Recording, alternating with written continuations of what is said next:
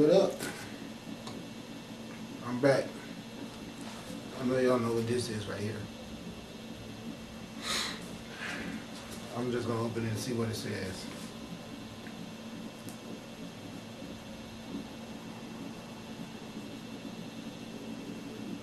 It says, in Jehoiada, it's spelled Jehoiada,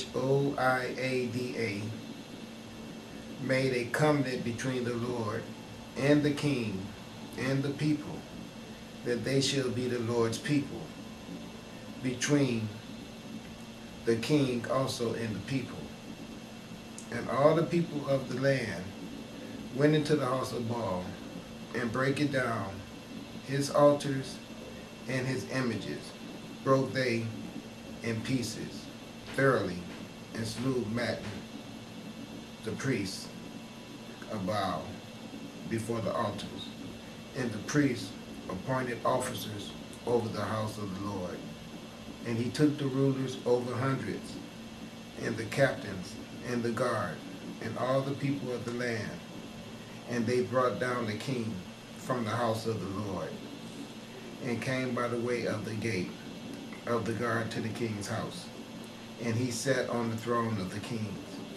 And all the people of the land rejoiced, and the city was in quiet. And they slew Athaliah with the sword besides the king's house. And then this, of course, is Israel. Jehoash, king of Judah. 7 years old was Jehoash when he began to reign. I mean, he became a king, according to him, when he was 7. Let's see what he did. In the 7th year of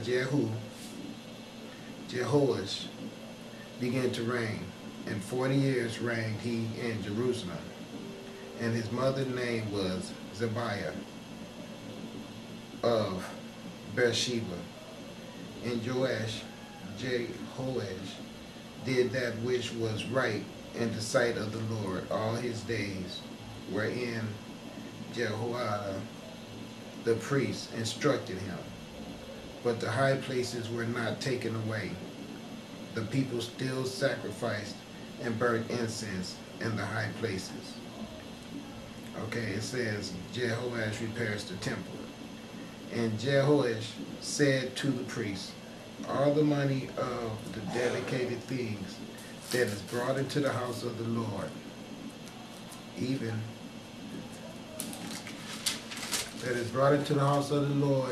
the money of every one that passeth the account, the money that every man is set at, and all the money that cometh into any man's heart to bring it to the house of the Lord.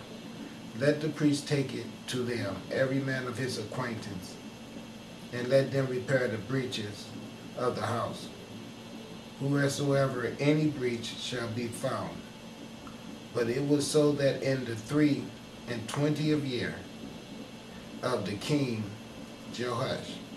Now, see, 23rd. Okay.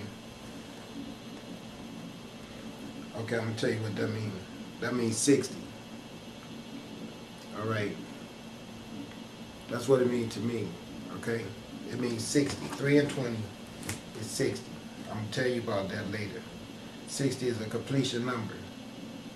4 reps at 15. And I 1 and 5 is G6. This verse is verse 6.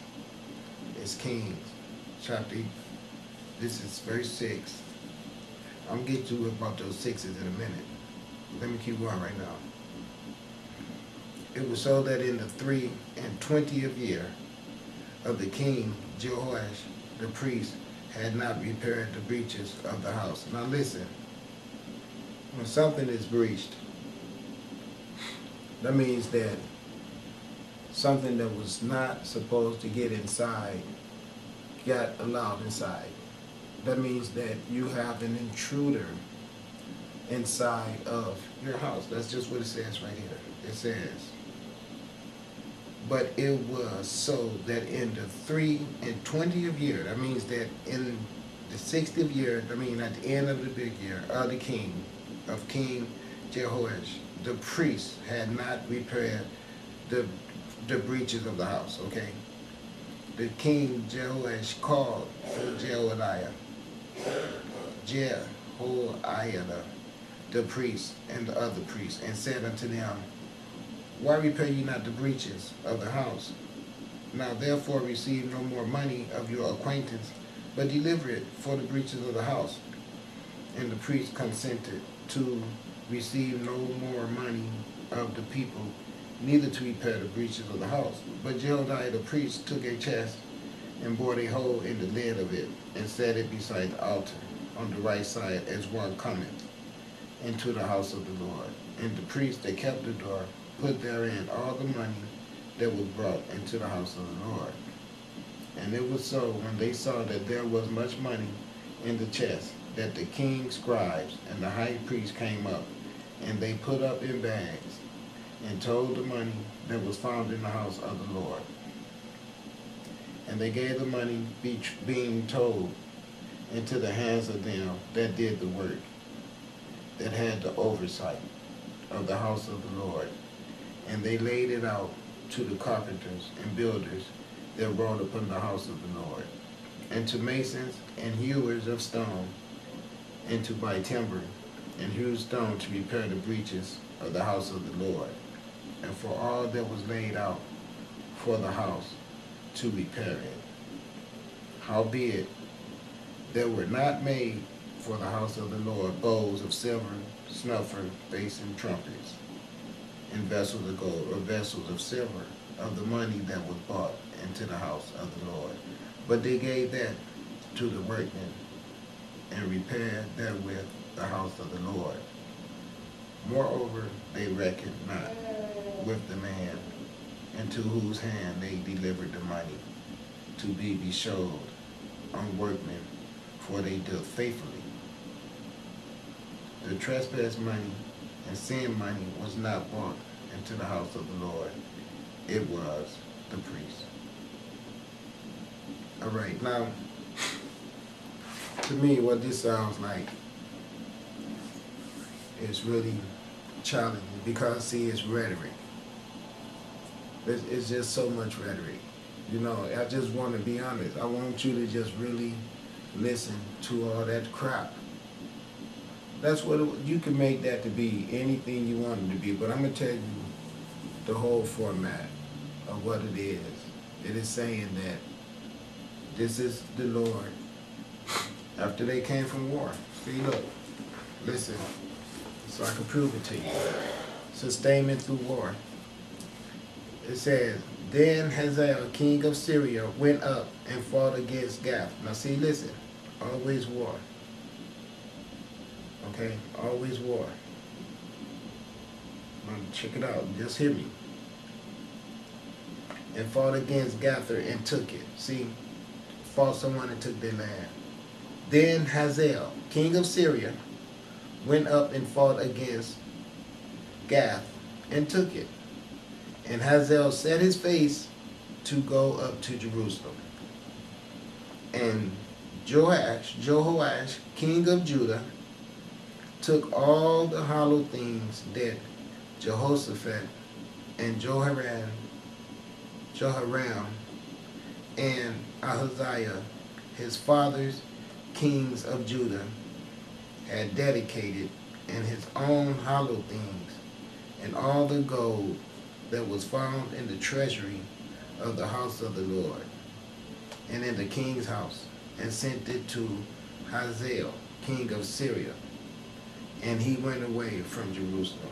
And the rest of the acts of Joash, and all that he did, are they not written in the book of the Chronicles of the kings of Judah? And his servants arose and made a conspiracy, and slew Joash in the house of Millo, which goeth down to Silla.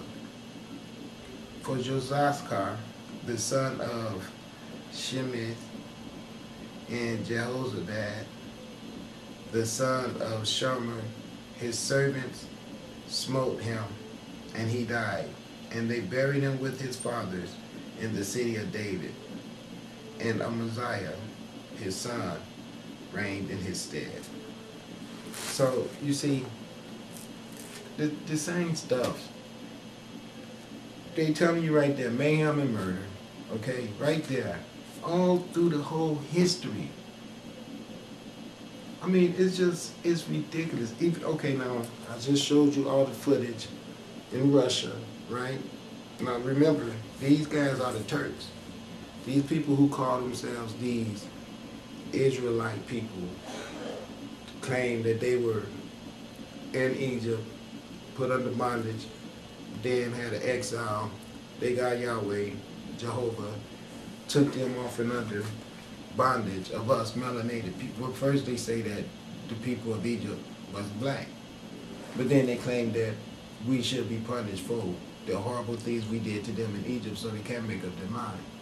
But now they're out of Egypt and they end up being the people that's battle, battle, battle. Oh, am I lying? Let's see. Okay. Remember it said they went into the altar and destroyed it? Listen. Okay. First things first. Did they do right here? He said, and Jehovah did that which was right in the sight of the Lord all his days. What made Jehoiada, the priest, instructed him. Now listen, this is the priest and what God wanted him to do, right? Now, up here it said, this guy made a covenant between the Lord and the king and the people that they should be the Lord's people. Between the king also and the people and all the people of the land. And he took the rulers over hundreds and the captains and the guards and all the people of the land. And they brought down the kings from the house of the Lord and came by the way of the gate of the guard. See, I mean, they overpowered the guard gate and went to the king's house. They went to the king's house. And he sat on the throne of the kings. And all the people of the land rejoiced. And the city was in quiet. And they slew Athaliah with the sword beside the king's house. So, again, they're fabricating their permission by God to go into someone else's land. And then they're trying to say that after they overthrew this king, just like today, they give you a smoke screen with all the people rejoicing that they came in and saved them from a dictator. See, this book set you up for all that modern day stuff that's going on right now. I just read it to you. Right there. The same crap. Right here. Want me to read it again? In case you can get it, I'll read it again. Okay, as a matter of fact, I'm going to go a little bit further down so I can just show, I'm going to bring it home for you so you can understand. It says, and to the captains over hundreds did the priests give King David spears and shields that were in the temple of the Lord. And the guard stood every man with his weapon in his hand, round about the king from the right corner of the temple to the left corner of the temple, along by the altar of the temple. And he brought forth the king's son, and put the crown upon him, and gave him the testimony. And they made him king, and anointed him, and they clapped their hands, and said, God save the king. Now see, the problem is, all this anointing of a king had nothing to do with God, because if it was God's way, there wouldn't have been no reason for you to have kings' armies battling each other. See, the only time that you have to have manpower to appoint you as a king is when you are a dictator king or a tyrant king. Otherwise, a true king doesn't need a battle fought. A true king would say, okay, let's just see what happens. Because that's when it's a divine ordained coordination. A divine ordained coordination does not implement fascist ways, deprivation, and brutality and violence.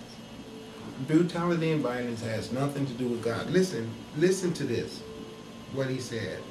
And he brought forth the king's son, and put the crown unto him, and gave him the testimony, and they made him king.